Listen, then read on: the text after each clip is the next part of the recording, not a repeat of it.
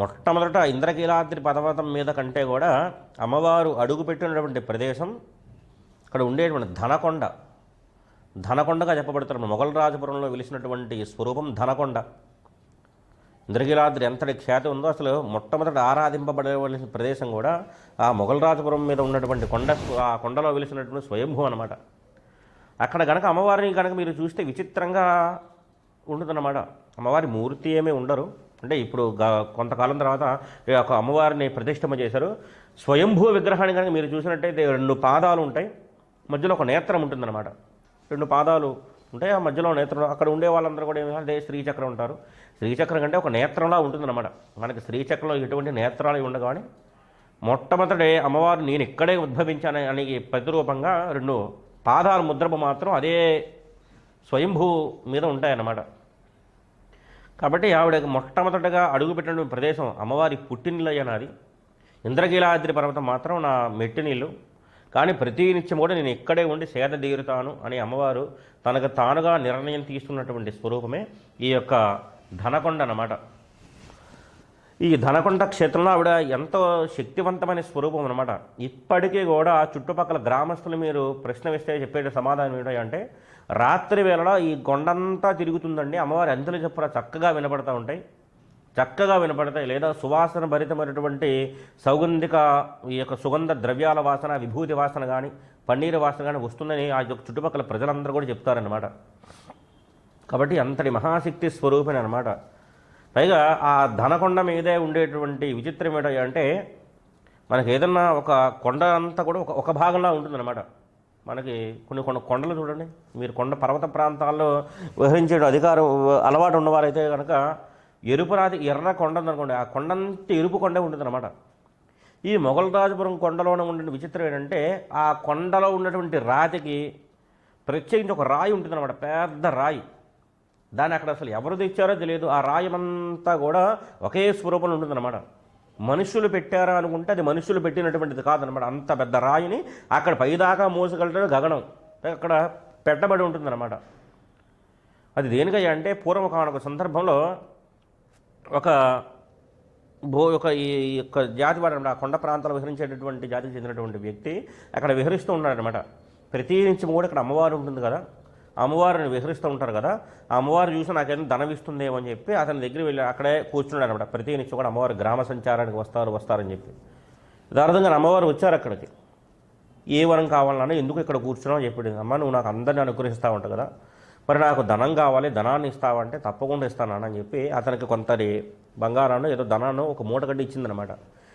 అమ్మవారు ఒక షరతు పెట్టిందనమాట. ఇక్కడ నీకు ఈ ధనాన్ని ఇస్తున్నాను కదా అని చెప్పి ఈ విషయాన్ని తీసి 10 మందికి చెప్పడం, లేదా నా మీద అపనమ్మకంతో వెనక్కి తిరిగి చూడటం, ఈ పనిలో కనుక చేసావు నువ్వు ఉత్తర క్షణం బండరాతిగా మారిపోతామని చెప్పిందనమాట. ఎందుకంటే అమ్మవారు అతను బండరాతిగా మార్చాలని కాదు, అతను చాలా లేని స్థితిలో ఉన్నాడు. ఇదే విషయం అందరూ తెలిస్తే దేవతా రహస్యాలు చాలా వరకు తెలియకపోవడమే శ్రేయస్కరమైనటువంటి మంచిదన్నమాట, దైవ రహస్యాలన్నీ కూడా. అందుకే లలితా సహస్రనామం కూడా చాలా రహస్యమైనటువంటి స్తోత్రం అన్నమాట.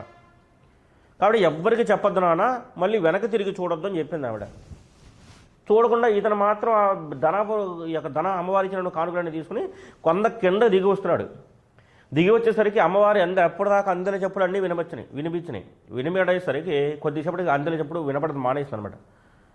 ఇదంతా నిజమేనా, నా చేతిలో ఈ 300 అమ్మవారు నా ధనాన్ని ఇచ్చిందని చెప్పి ఎందుకో అనుమానం వచ్చి వెనక్కి తిరిగి చూశాడనమాట. అమ్మవారు చెప్పారు కదండి, అమ్మవారి మీద మాట మీద నమ్మకం ఉంటే ఇతను వెనక్కి తిరగకుండా ఉండాల్సింది. ఎప్పుడైతే వెనక్కి తిరిగి ఉన్నాడో అక్కడ ఉత్తరక్షణం ఒక నల్లది బండరాతిగా మారిపోయాడు అనమాట. అందుకే ఆ ఒక్క బండరాయి మాత్రం విషయం ఒక వేరుగా ఉంటుందన్నమాట. ఆ కొండలో కలవదనమాట ఆ రాయి ఎక్కడి నుంచి తెచ్చారంటే అమ్మవారి ఇచ్చినటువంటి శాపం అనమాట. అక్కడ ఒక అమ్మవారి మూర్తి కూడా చిత్రపటం ఒక పేడుతో వేసి ఉంటుంది. ఈ రాయి నుండి అమ్మవారు ఆ భక్తుని అనుగ్రహించారు, కానీ అతను వెనక్కి తిరిగి చూశాడంటే ఆ రాయి అతనే ఆ రాయిగా మారిపోయాడు అనమాట. ఇప్పటికీ కూడా మనం ఆ కొండ మెలుపు తిరుగుతూ ఉంటే 5వ మలుపు దగ్గర ఉంటుందన్నమాట. ఖచ్చితంగా 5వ మలుపు మీద అతను ఆ రాయి ఉంటుందన్నమాట. ఆ రాయి మీద అమ్మవారి మూర్తి చక్కగా పెయింటింగ్ అది వేయబడి ఉంది, అక్కడ నమస్కరించుకుంటారు. పైకి వెళ్ళిన తర్వాత ఆ మూర్తి ఉంటుంది. ఈ మధ్యకాలంలోనే కొన్ని సంవత్సరాల క్రితం అమ్మవారి యొక్క స్వరూపం ఎవరో తెలియట్లేదు కనుక ఒక ప్రత్యేకమైన మూర్తిని అక్కడ ప్రతిష్ఠింపజేశారనమాట. ఆ మూర్తిని ప్రతిష్ఠింపజేసేటప్పుడు కూడా చాలా విచిత్రం ఏంటంటే కొండపై ఎక్కేదాకా కూడా చాలా సులువుగా వచ్చేసింది ఆ విగ్రహం. కానీ ఆ మలుపు దగ్గరకు వచ్చేసరికి ఎన్నో అవస్థలు పడ్డారు. ఎంత ప్రయత్నించినా సరే ఆ విగ్రహం పైకి లేవడం లేదనమాట. అక్కడ ఉండేటువంటి భక్తుల మీదకి ఆవాహన అయ్యి, నాకు 108 బిందెలతో నీళ్లు పరిపూర్ణంగా అభిషేకం చేస్తే తప్ప నేను కొండ పైదాకా ఎక్కనని చెప్పి ఆవిడ శాసించారనమాట. శాసించరికి 108 బిందెలు పోసేంత పర్యంతం కూడా ఎంతో కష్టపడ్డారు. పైకి లాగుతున్నారు, గిలుగుతున్నారు, పైకి లేపే ప్రయత్నం చేస్తున్నారు, కానీ విగ్రహం కదలట్లేదనమాట. 108వ బిందె పోయడం పూర్తి అయిపోయిందనమాట. ఉత్తరక్షణం ఎక్కడ ఆగకుండా పైదాకా వెళ్ళిపోయిందనమాట ఆ విగ్రహం. మహాశక్తివంతమైన స్వరూపం అనమాట ఆ ధనకొండలో ఉండేటువంటి అమ్మవారి స్వరూపం.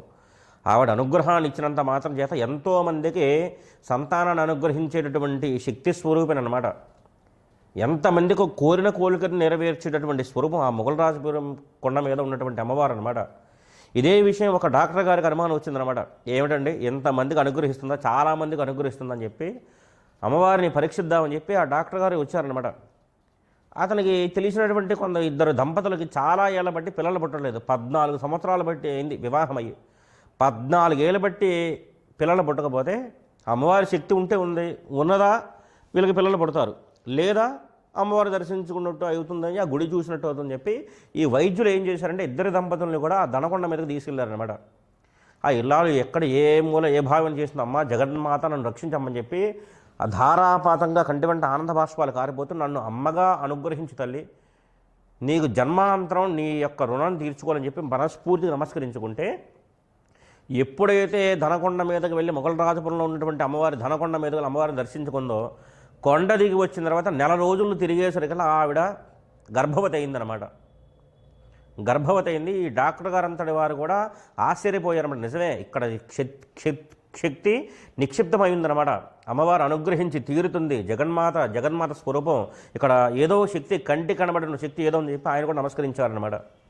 ఇప్పుడు 14 సంవత్సరాలండి వివాహం అయిన తర్వాత డాక్టర్ గారు ఎన్నో ప్రయత్నాలు చేసి అతని చెయ్యలేక చేతులు ఎత్తేస్తే ఆ స్వరూపంలో ఆయన అనుగ్రహించిందనమాట. అంతటి మహాశక్తి స్వరూపిణి ఆ జగన్మాత దుర్గమ్మవారు. అలాగే ఇప్పటికీ కూడా ప్రతిరోజు కూడా రాత్రి వేళలో అక్కడ విహరిస్తూ ఉంటారు అని చెప్పి శాస్త్రం అనమాట. అక్కడ శాస్త్రమేమి, చాలామంది భక్తులకి అనుభవంలో ఉన్నటువంటి విషయమే అనమాట. అలాగే ఆ క్షేత్రంకి వెళ్ళేటప్పుడు కూడా మొట్టమొదట గణపతి దేవాలయం వస్తుంది. గణపతి దేవాలయంలో ఆయన దర్శించుకొని ఆయన అనుగ్రహం పొందితే తప్ప ఆ పైదాకా వెళ్ళడానికి అవకాశం ఉండదని చెప్పి దనకొండ క్షేత్రంలో మనం దర్శింపదగినటువంటి విశేషాలు ఏమిటంటే, మొట్టమొదట గణపతి దేవాలయము, తర్వాత బండరాతిగా మారినటువంటి ఆ మహాభక్తుడు, పైదాకా వెళ్ళినటువంటి స్వయంభూ అమ్మవారి యొక్క మూర్తి, పక్కనే ప్రతిష్ఠింపబడినటువంటి మూర్తి, ఇవన్నీ అయిపోయిన తర్వాత కిందకు వచ్చేయకూడదు అనమాట. ఆ దేవస్థానం పైకి వెళ్తే అక్కడ ఇనుపతో చేయబడిన కొన్ని మెట్లు ఉంటాయి అనమాట. ఇనుప గ్రిల్స్ దాకా కొన్ని మెట్లు ఉంటాయి. ఆ మెట్లు దాకా పైకి వెళ్తే అక్కడ ఎవరో ఒక మహాపురుషుడు తపస్సు చేస్తున్నట్టుగా ఉంటుందన్నమాట. పరమశివుడు ఒడిలో 2-3 పిల్లలు కూర్చున్నట్టుగా ఉంటుందన్నమాట. శిల మార్మిక ఉంటుంది, అంతే స్పష్టంగా విగ్రహం ఏమి ఉండదు. కానీ పైకి వెళ్ళి కనుక ధ్యానం కనుక చేయగలిగితే మహా ప్రశాంతత వస్తుందన్నమాట. ప్రశాంతతకి చిహ్నమా అనేటువంటి స్వరూపంలో ఆ దనకొండ మీద వెలిసినటువంటి పైన ఒక మహాశక్తి స్వరూపిణిగా అమ్మవారి శక్తే, అయ్యవారి శక్తే ఉంటుందన్నమాట. అక్కడ దర్శించుకుని వస్తే జగన్మాత అనుగ్రహం పరిపూర్ణంగా అనుగ్రహిస్తుందని చెప్పి ఎన్నో పురాణ ఇతిహాసాలు పేర్కొనబడటమే కాదు, భక్తుల యొక్క ప్రగాఢ విశ్వాసం అన్నమాట. జగన్మాత పలికి తీరుతుంది. ప్రత్యేకించి విజయవాడ నగరం అంతా కూడా కొలువు తీరి ఉంటుందన్నమాట. పైగా ఆదిశంకర భగవత్పాదులు ఈ విజయవాడలో వచ్చినప్పుడు, ఈ విజయవాడక అమ్మవారి కనకదుర్గమ్మ దర్శనం చేసినప్పుడు అమ్మవారి శక్తులన్నీ ఎక్కడో నిక్షిప్తం చేశారండి. ఇదివరకు చాలా ఉగ్రకళలతో ఉండేది అంటారు. ఆ ఉగ్రకళలన్నీ కూడా తీసి ఎక్కడో ప్రతిష్ఠింప చేశారు. మొగల్రాజపురం ఉండే కొండ మీద ఎక్కడో నిక్షిప్తం చేశారంటారు. ఈ యొక్క వృత్తాంతానికి ఇది ఎందుకు వచ్చిందంటే, ఈ మాట ఆదిశంకర భగవత్పాదులు అమ్మవారి ఇంద్రకీలాద్రి పర్వతాన్ని చేరుకున్న తర్వాత అమ్మవారు చాలా ఉగ్రకళలతో ఉండేది, దుర్గస్వరూపం. ఎందుకంటే అప్పటి వరకు మహిషాసుర సంహారం చేసి ఆ దుర్గగానే వెలిసిందనమాట. ఈ యొక్క నరబలులు, ఈ యొక్క జంతు బలులు అన్నీ ఇవ్వడం వల్ల ఆవిడ ఉగ్ర రూపంలో ఉండేదన్నమాట. చాలా భయంకర స్వరూపంతో ఉండేది ఆవిడ. 18 భుజాదేవి, 18 చేతులతో భయంకర స్వరూపం అన్నమాట అమ్మవారి దుర్గమ్మవారి మూర్తి. ఆదిశంకర భగవత్పాదులు వచ్చి ఆవిడని నమస్కరించుకున్నారు. ఆవిడలో ఉన్నటువంటి కళలన్నీ కూడా తీసి ఒక శ్రీచక్రంలో నిక్షిప్తం చేశారన్నమాట. శ్రీచక్రంలో నిక్షిప్తం చేసి అక్కడ ప్రతిష్ఠింప చేశారనమాట. ఇప్పటికీ కూడా మనం దుర్గమ్మవారి దర్శనం చేసినప్పుడు ఆవిడ పాదాల దగ్గరే ఉంటుంది ఆ శ్రీచక్రం. అదేదో కొండ రూపంలో, అదేదో ఒక గుడి రూపంలో ఉంటుంది, తెలియని భక్తులు ఏదో ఉంటుంది, అది శ్రీచక్రం అనమాట. రాతి శ్రీచక్రం అది. ఆ శ్రీచక్రం మీద అర్చన చేయబడినటువంటి కుంకుమని భక్తులందరికీ కూడా ప్రసాదంగా ఇస్తారనమాట. ఇప్పటికీ కూడా ఆ శ్రీచక్రంలోకి నిక్షిప్తం చేశారనమాట. మరి ఆదిశంకర భగవత్పాదులు మొఘల్ రాజపురంలో ఉన్నటువంటి కొండ దగ్గర ఎక్కడ ప్రతిష్ఠింప చేశారు ఈ కళలన్నీ కూడా అంటే, ఆ అమ్మవారి కళలన్నీ కూడా ఆ శ్రీచక్రంలో నిక్షిప్తం చేశారు. కానీ ఆదిశంకర భగవత్పాదులే తనంతట తాను వచ్చి ప్రతిష్ఠింపబడినటువంటి ఒక మూర్తి ఎక్కడ ఉన్నారంటే, మొఘల్ రాజపురం కొండ దగ్గరికి వెళ్ళిపోతుండగా ఇప్పుడు సిద్ధార్థ కాలేజీ అని ఒక కాలేజీ ఉంటుందన్నమాట. ఆ కాలేజీ గేట్ ఎదురకుండా నిలబడితే ఎడమ చేతి పక్కన కొన్ని గుహలు ఉంటాయన్నమాట. ఆ గుహల దగ్గరికి వెళ్తే అవి ఎప్పుడు పడితే అప్పుడు తలుపులు తీరు. సాయంత్రం 4 గంటలు 5 గంటలకు వెళ్తే ఆ తలుపులు తీయబడి ఉంటాయన్నమాట. కొండపై భాగానికి కొన్ని మెట్లు ఉంటాయి. ఆ మెట్లు ఇలా చుట్టూ తిరిగి వస్తాయి. ఆ మెట్లు ఎక్కితే ఏముండవు అక్కడ పైన, అంతా ఖాళీ శూన్య ప్రదేశం అన్నమాట.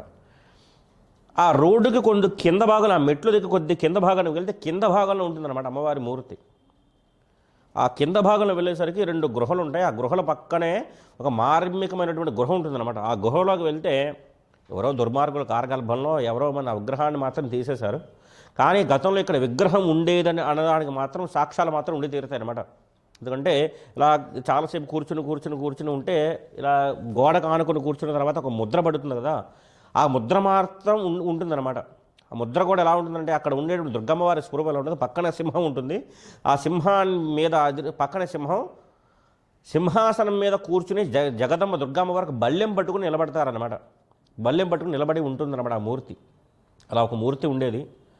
ఆ మూర్తి కాలగర్భంలో కలిసిపోయింది. కానీ అక్కడ మాత్రం ఆనవాళ్ళు మాత్రం కనిపిస్తాయి అన్నమాట. అక్కడ అమ్మవారు ఉండేటటువంటి మూర్తి. అక్కడ మాత్రం ఆదిశంకర భగవత్పాదులు తపస్సు చేయడానికి వచ్చినప్పుడు ఆ కొండ ప్రదేశంలో కూర్చుని తపస్సు చేసి ఆ మూర్తిని పూజించారన్నమాట. పైగా విచిత్రం ఏంటంటే, చుట్టుపక్కల చాలా గుహలు ఉంటాయి.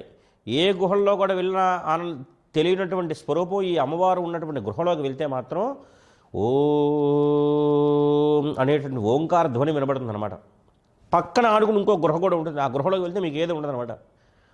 కానీ అనుకుంటారనమాట, మనకి ఏదన్నా చెవి దగ్గర ఒక గ్లాసు పెట్టుకున్నాను చెవి దగ్గర, గాలి ధ్వని శబ్ద తరంగాలు మాత్రం ఏదో జుమ్మని అంటూ ఉంటాయి కదా, అలాగే కాదనమాట. ఈ గృహలోకి వెళ్ళినంత మాత్రం 2 గదుల్లో ఉంటాయి. మొదటి గదిలో ఏ గాలి చెప్పుడు ఉండదనమాట. కానీ లోపలికి అంతరాలకు వెళ్ళిన ఉత్తరక్షణం ఓంకార ధ్వని తనంత తాను వినబడుతుంది అనమాట. బయటకు వచ్చేస్తే ఉండదు. పైగా ఇదే పోలికలతో పక్కనే ఆడుకుని ఇంకో గృహ ఉంటుందన్నమాట. ఆ గృహలో మీకు ఈ ధ్వని వినపడదు.